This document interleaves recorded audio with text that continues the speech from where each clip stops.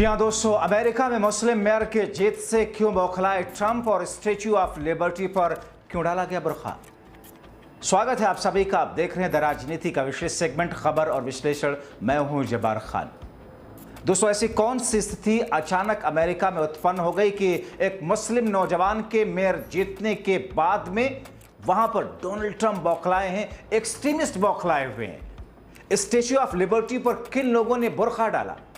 Islamophobia यानी कि इस्लाम के नाम से खौफ पैदा करने की कोशिश कौन लोग अमेरिका में करते जा रहे हैं, विस्तार से आपको बताएंगे। और इन तमाम चीजों का क्या नतीजा निकल रहा है दोस्तों, अंत तक इस वीडियो को जरूर देखें।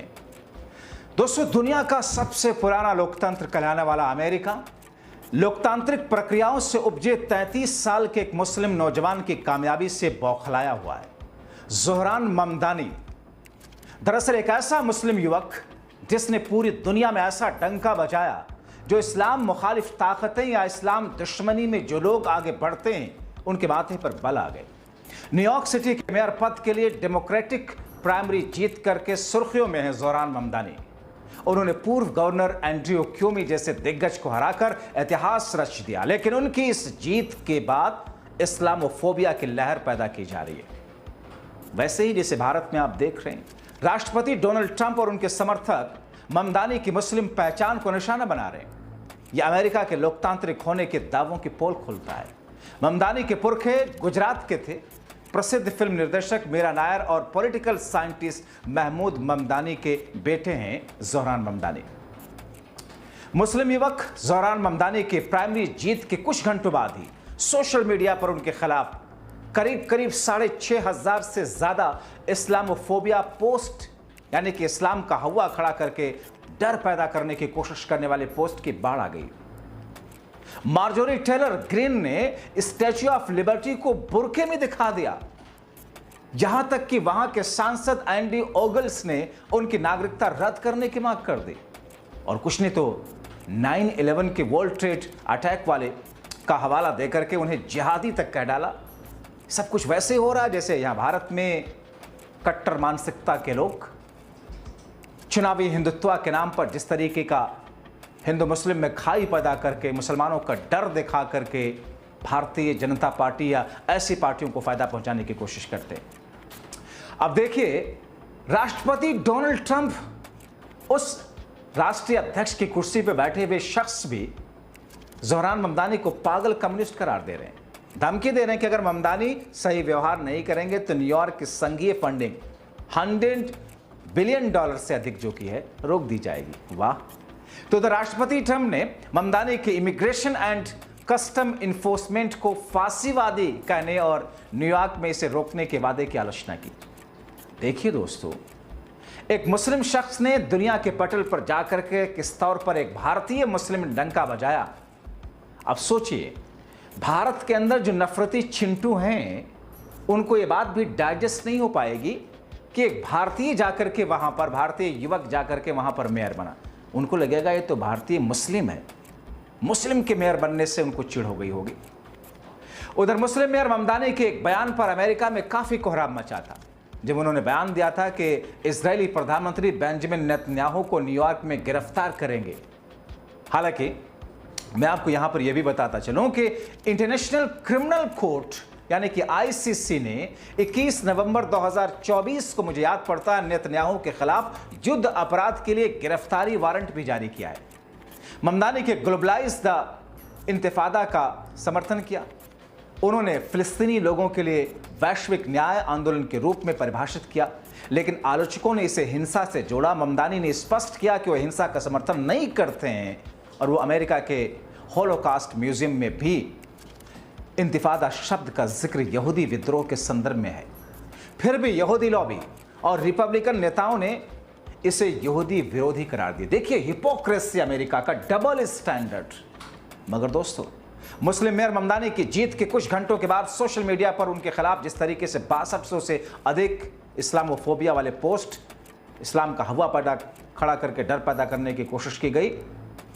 जैसा कि मैंने आपको बताया कि मार्जोरी टेलर ने सोशल मीडिया को झूठ जो सोशल मीडिया पर परोसे जा रहे थे उन तक को शेयर कर दिया। स्टैच्यू ऑफ लिबर्टी को बुर्के में दिखा दिया, उसको शेयर कर दिया। सांसद एंडी ऑगल्स ने उनकी नागरिकता रद्द करने की बात की। दोस्तों, बीजेपी मोदी और मोदी समर्थकों में कुछ ज्यादा अंतर और यहां के लोगों में नहीं है जो ये सब कर रहे हैं। दोस्तों, आपको भी बताता चलूं यहां के न्यूयॉर्क के पास लिबर्टी द्वीप पर खड़ी की गई 93 मीटर की ऊंची स्टैच्यू ऑफ लिबर्टी स्वतंत्रता और प्रवासियों के स्वागत का प्रतीक रही है। 1886 में फ्रांस ने इसे अमेरिका को मैत्री के उपहार में दिया था, लेकिन आज इस मूर्ति को सोशल मीडिया पर बुर्के में दिखाया जा रहा है। रिपब्लिकन सांसद मार्जोरी टेलर ग्रीन ने एक एडिटेड तस्वीर शेयर करके दावा किया कि ममदानी की जीत से न्यूयॉर्क का यही हाल होगा। सोचिए, भारत में क्या है? भारत में मोदी साहब के कुछ ऐसे लोग हैं कि अगर बिहार में जाकर वो कहते हैं, बिहार के एक बहुत ही सज्जन जिन्हें आप केंद्रीय मंत्री के रूप में आजकल देख रहे हैं, वो कहते हैं कि अगर यहाँ विरोधी जीत गए तो पाकिस्तान में पटाखे फूटेगा। वही अमेरिका में भी चल रहा है। दोस्तों, यह न सिर्फ ममदानी की मुस्लिम पहचान पर हमला है, बल्कि एक सुचिंतित प्रचार है जिसे बिलो द बेल्ट यानी घटिया राजनीति कहा जा सकता है। राष्ट्रपति ट्रंप ने भी धमकी दी कि अगर ममदानी मेयर बने तो न्यूयॉर्क के संघीय फंडिंग रोकी जाएगी। आखिर कौन है ज़ोहरान ममदानी जिनसे ट्रंप और उनके समर्थक इतने खफा हैं? आपको बताएं कि ज़ोहरान ममदानी ने 24 जून 2025 को न्यूयॉर्क सिटी की डेमोक्रेटिक प्राइमरी जीतकर सनसनी मचा दी। उन्होंने क्योमो जैसे धनाढ्य और प्रभावशाली नेता को हराया जिनके पास भारी फंडिंग थी। ममदानी की जीत का राज उनकी ग्रॉस रूट रणनीति और जनता से जुड़े मुद्दे थे। खुद को सोशल डेमोक्रेटिक कहने वाले ममदानी ने कुछ बड़े वादे भी किए थे जिसका असर व फायदा मिला। जैसे उन्होंने कहा था, अब आप इन वादों को देखें तो ऐसा लगेगा कि आम आदमी पार्टी के वादों से मिलते जुलते वादे हैं। उन्होंने किराया नियंत्रण करने की बात कही थी चुनाव में, जिसके तहत 10 लाख रेंट स्टेबलाइज्ड अपार्टमेंट्स के लिए किराए को स्थिर करना था। मुफ्त सिटी बसें चलाने की बात की, जिसमें परिवहन लागत कम करने के लिए मुफ्त बस यात्रा होगी। मुफ्त चाइल्ड केयर करने की बात की, कामकाजी परिवारों के लिए एक राहत देने की बात की। शहर की किराना दुकानों को यानी कि छोटी दुकानों को बढ़ाना, खाद्य असुरक्षा से निपटने के लिए सस्ती दुकानें खुलवाने की बात की। अमीरों पर टैक्स 1%, सबसे अमीरों पर 2%, वेल्थ टैक्स और कॉर्पोरेट टैक्स को 7.25% से 11.5% करने का प्रस्ताव। श्रमिक अधिकार और पर्यावरण न्याय के लिए इसके तहत उन्होंने आर्थिक और सामाजिक असमानता को कम करने की बात की। यानी कि जो बातें उन्होंने की वो अमेरिका में सेकुलर माइंड के लोगों को, पढ़े लिखे लोगों को ज्यादा सूट की रास आई, इसलिए उन लोगों ने वोट किया।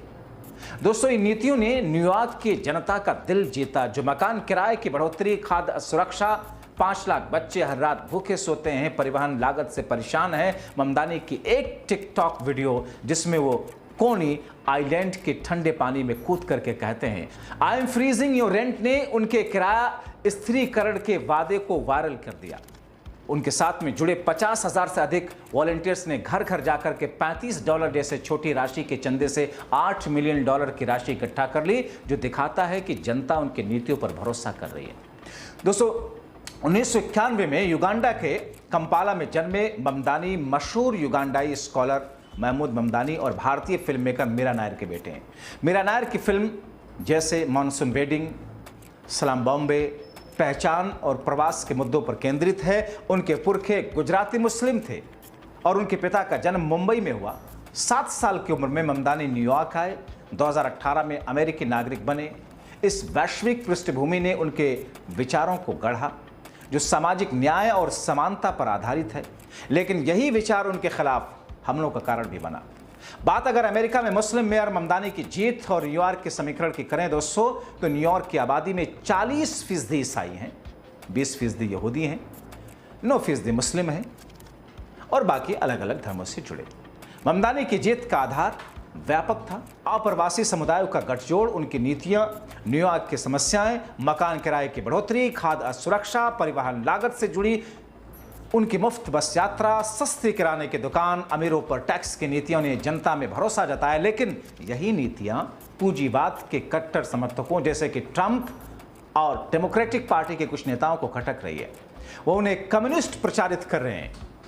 ममदानी विरोधियों के इन हमलों से पीछे ममदानी नहीं हटे। उन्होंने खुद को मार्टिन लूथर किंग जूनियर का अनुयायी बताया, जिनका हैव ड्रीम भाषण समानता और न्याय की मिसाल है। जोहरान ममदानी ने कहा, दोस्तों, कि चाहे इसे जनतंत्र कहें या जनतांत्रिक समाजवाद, इस देश में ईश्वर की सभी संतानों के लिए धन को बेहतर वितरण धन का होना चाहिए। दोस्तों, जोहरान ममदानी का कहना है कि अमेरिका के भविष्य का इम्तिहान है। दास प्रथा खत्म करने वाले राष्ट्रपति अब्राहम लिंकन की 1865 में और नस्ल भेद के खिलाफ समानता और मानवाधिकार की लड़ाई लड़ने वाले मार्टिन लूथर किंग की 1968 में गोली मारकर हत्या कर दी गई। ममदानी भी इस रास्ते पर चलने का दावा कर रहे हैं, निर्भय होकर गैर बराबरी, शोषण के खिलाफ बोल रहे हैं। ऐसे में उन्हें घेरने के लिए मुस्लिम पहचान को निशाना बनाया जा रहा है। ट्रंप और उनके समर्थकों का प्रचार न्यूयॉर्क के उदार माहौल में ध्रुवीकरण पैदा कर रहा है। दोस्तों, 4 महीने बाद 4 नवंबर 2025 को होने वाले सामान्य चुनाव में ममदानी का सामना कर्टिस सिल्वा रिपब्लिकन, एरिक एडम्स स्वतंत्र और संबता एंड्रयू क्यूमो इंडिपेंडेंट से होगा। न्यूयॉर्क का डेमोक्रेटिक झुकाव इनकी जीत की संभावना को मजबूत करता है, जहां आमतौर पर डेमोक्रेटिक पार्टी की ही मेयर बनते हैं। जोहरान ममदानी की जीत सिर्फ एक मेयर उम्मीदवार की जीत नहीं है, बल्कि अमेरिका के भविष्य की कहानी है। क्या न्यूयॉर्क समानता और न्याय का रास्ता चुनेगा या नफरत और डर की सियासत हावी होगी?